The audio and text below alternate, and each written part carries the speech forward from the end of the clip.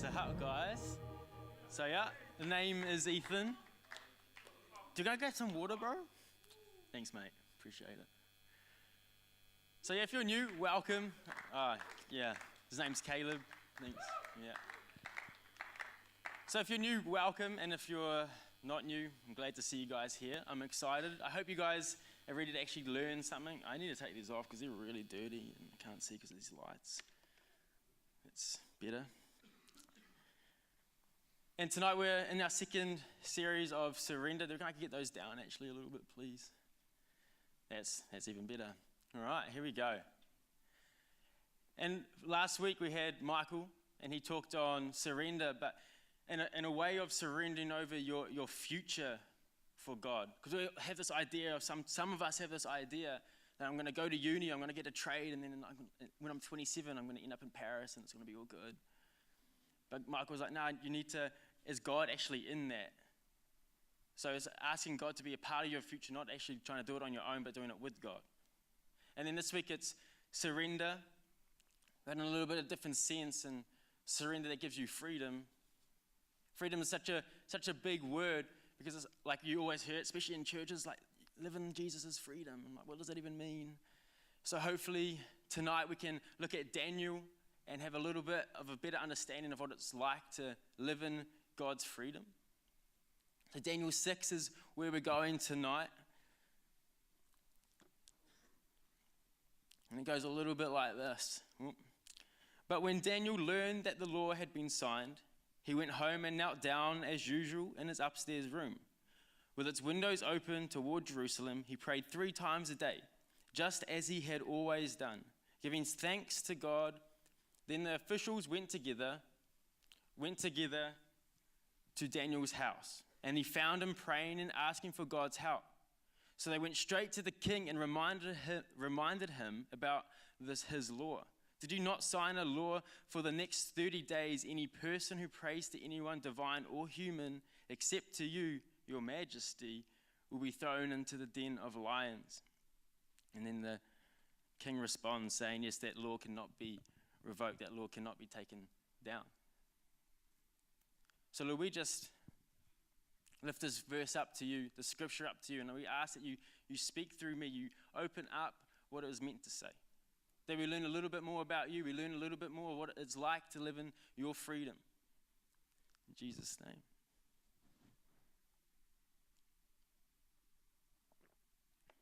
I think I was about 7 or 8. And I grew up in the water, and I was sort of moving my way up into the skills category. Like I was sort of on the kneeboard and the biscuits and stuff like that. And I was like, you know what, I'm stepping it up. I'm going to get on the double skis. And I was about 8 years old, and I was like getting the double skis. And do you know how you see people learning? I don't know if you've seen many people, but there's like the stance that a lot of learners do that's really wide, and people's arms are out, and they're sort of just like, and the boat's going way too fast, and you're like, what is going on? It's true. I'm not making this up. And then it was my turn, and I was in the water. And I'm not a very good teacher, I've been told. I just don't know if it's because I've done it for so long, I don't really know how else to explain it. But this is me, I'm an instructor, so this is how I had to go. So you're in the water, and you have your little like feet up, and the rope has to be in the middle of the skis. It's very key. It's very key to that.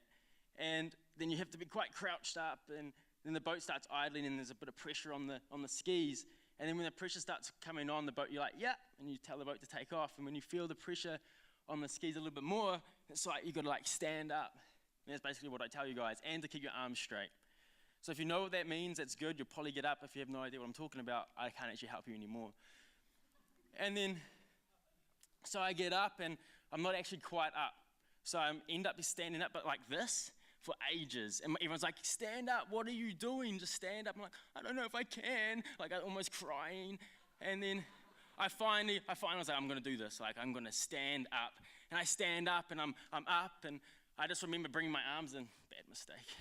And my feet slipped out, and I had to start this whole process again. I finally mastered double skiing, and I moved on to single skiing. And I kind of got about 15, 16, and I started getting into sort of like a competition kind of thing, and started really having to figure out, all right, am I going to get amongst this whole single skiing business, or am I going to just forget about it and sort of live my life now and do all these other things, like go to parties and drinking and all that kind of stuff. And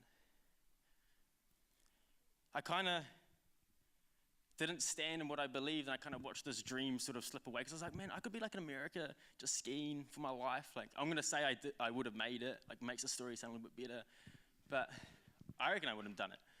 And I didn't stand firm in that. I didn't hold on to what I wanted to do, and I sort of started compromising. I can just do this then, and I can just sort of do this over here, and I started to just live in two sort of camps, and skiing just sort of took off, and I wasn't getting very good and sort of just gave up on that. And that's why I've titled this message, and it's called Forgotten. Nah, just kidding. Sacrifice, not compromise. So we see in Daniel, he doesn't compromise. He stands his ground. He has to make a bit of sacrifice, but he stands his ground. So a bit of context of what's going on in Daniel's life is he's in this kingdom called Babylon, because where he was from, Jerusalem, sort of got raided by the Babylonians, and now he's was a prisoner. And he actually worked his way up out of a prisoner to being like the third man of the king in this city, in this kingdom. And there was three dudes, like Daniel and these two other fellas. I can't really pronounce their names, so we're not going to get into that. And he started like making himself better, and people could see that the king could see that he was better. It actually says he had a spirit of excellence. So he was outshining the rest. And then the two dudes were like, we can't have this. It's making us look bad. So, hey mate. And so he's making them look bad. And they were like, we need to think of something that's going to make him stumble.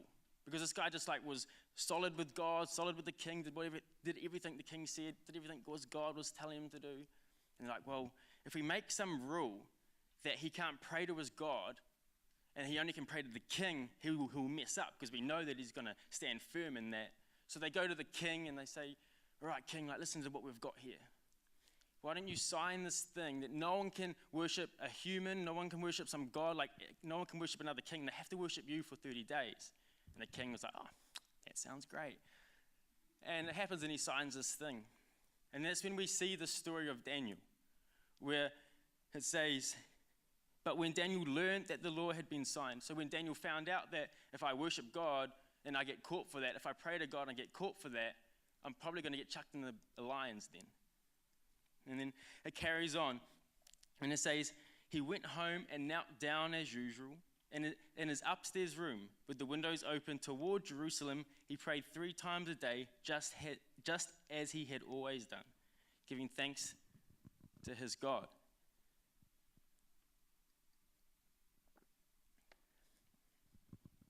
See, what we see with Daniel, he stood firm into what he believed. He actually stood and had to make sacrifices for what he believed. So it's kind of a little bit hard, because it's like, if I pray to God, I'm not going to get chucked in the lions then, so how do I make this relatable? But there's things in our lives where I think we compromise what we believe in to try to fit in with people. So we compromise God and what we should believe, and we sort of if I just do this and I'll fit in with this crowd, or this new thing comes in and it's probably not ideal, like a new craze or whatever, and it's probably not ideal, and it's probably wrecking your relationship with God. So you compromise your relationship with God and you step into whatever this new craze is. See, Daniel, he didn't do that. He found out about this law. He found out that if he prayed to God, that I'm probably going to check the lions, but it's not going to stop me. It's not going to stop me from praising this God. It's not going to stop me from worshiping this God. And we see it just, he says, he did what he usually did. He didn't go do something randomly different. He didn't go start protesting with picket signs and I want to praise my God. He just did what he normally did. So when things come along, we shouldn't just change the way we live because, maybe if I just do this, it's going to get me something. Which leads me to this point of Daniel had freedom. Because Daniel was surrendering his life over to God. See, I think we lose our freedom because we start trying to chase these things that get placed in front of our lives. If it's material things, if it's relationships. So we start chasing these and we start trying to make our lives fit what people want us to be and what we want to say, things we need to drink and do and smoke. And we're like, that's how you be cool. And we start to try and impress everyone else, and we sort of start to try and impress this God. So we start to lose our freedom, because our freedom goes when we start to try and get all these other things, when we should be trying to focus on what God has for us.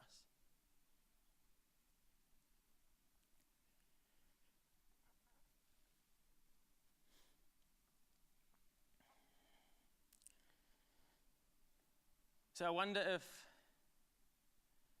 if Daniel could have just done something different. Did he have to go up to his room, open the windows, like, look, I'm praying to my God, but he stood firm in what he believed? Do we stay firm in what we believe? Do we actually have the belief that God is going to do something in our lives? Do we actually believe and surrender ourselves over to God enough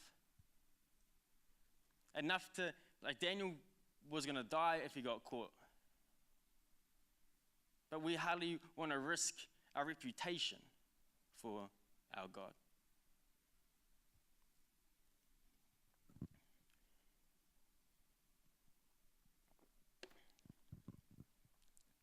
See, I think what Daniel happened is he knew that if I was trying to impress this law, if I was trying to impress this social status or this relationship, that actually might disappear, and the people I try and impress with that, they might disappear. But God, I know God's going to stay right here. God's not going to change, but the people around you might change. Your relationships you might fall through, but God's still going to be there.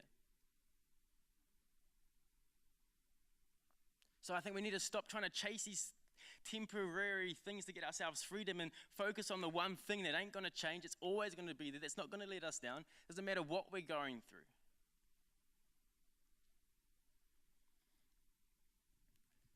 Which brings us to the fact that he actually ended up in the lion's den, which I'm like, it doesn't look like he's in freedom now. He's like about to die.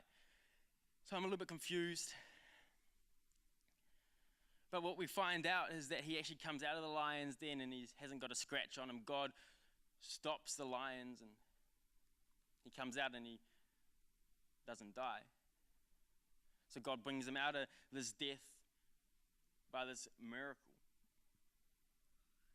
And this is where I kind of get a little bit wary, because we look at these stories and like, this guy, like he prayed 3 times a day. We must pray 3 times a day. He's like, he didn't pray 3 times a day because he knew he was going to get brought out of the lions, and he just did that because that's where he knew he felt in relationship with God. It's not some like religious rule that you need to do and pray 3 times a day and you're going to get saved, or you're going to end up in a lion's den and God's going to bring you out of this lion's den. Like, it's not how it all works.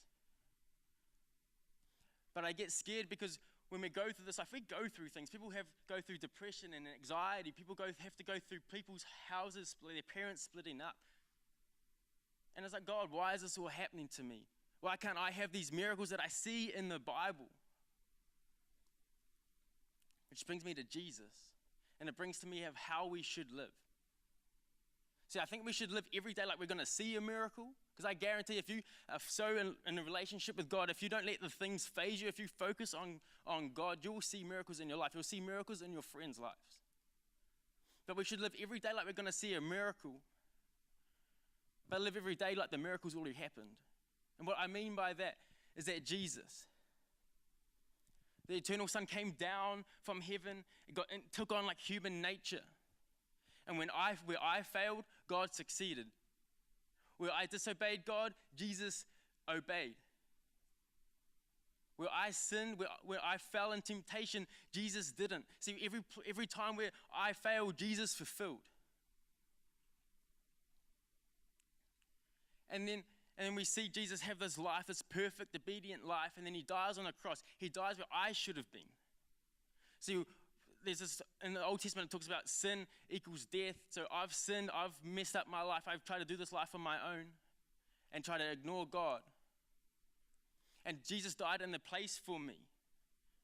But he died and God brought him back to life. As God saved Daniel out of the lion's den, God brought Jesus back out of life. Jesus brought himself back out of life because he was God. He was fully human, fully God.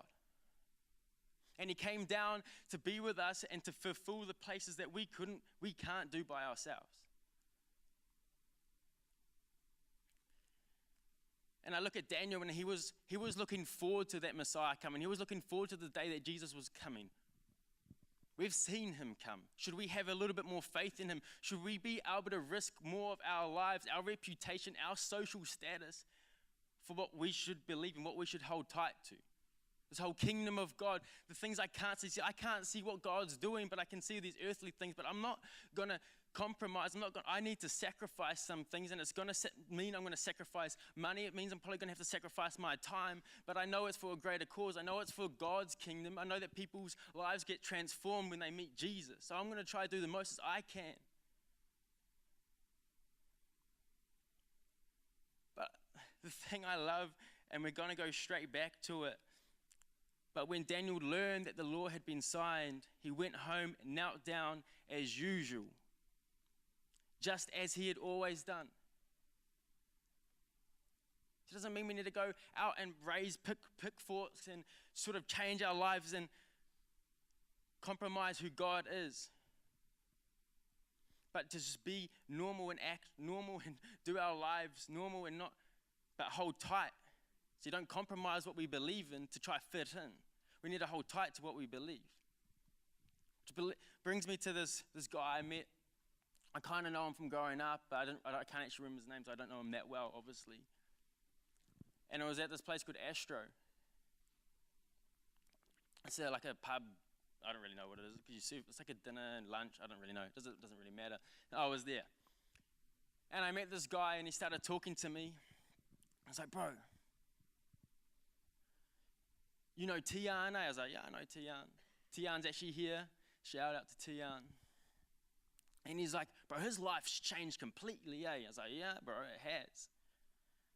But what happens with drunk people when they're real wasted, they're like right up in your face, and it's super annoying. I'm just like trying to step back a little bit, and he's just right up in my face. I'm like trying to step back a little bit more, and I'm just like, and you get to a wall, and you're kind of stuck. You're like, now what do I do? So you kind of like sort of try and move around, and every time, and I was like, bro, just chill. And anyway, he starts talking. He's like, but you know, he's still for the boys, eh? I was like, yeah, he is. He's like, yeah, like my daughter, you know, she had a birthday, and I know he's not really into the life we live anymore, but, you know, he still came around. He still did the usual thing. He still showed up. And this dude appreciated that so much. See, we don't have to be these crazy people. You don't have to be some dude that comes up here. You don't have to be someone that's involved with the church. You just need to live your life without compromising God.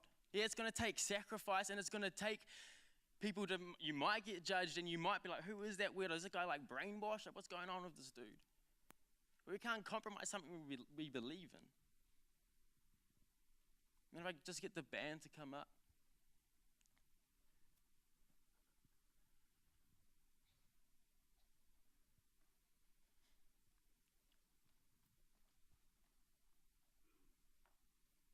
See, can we risk a little bit more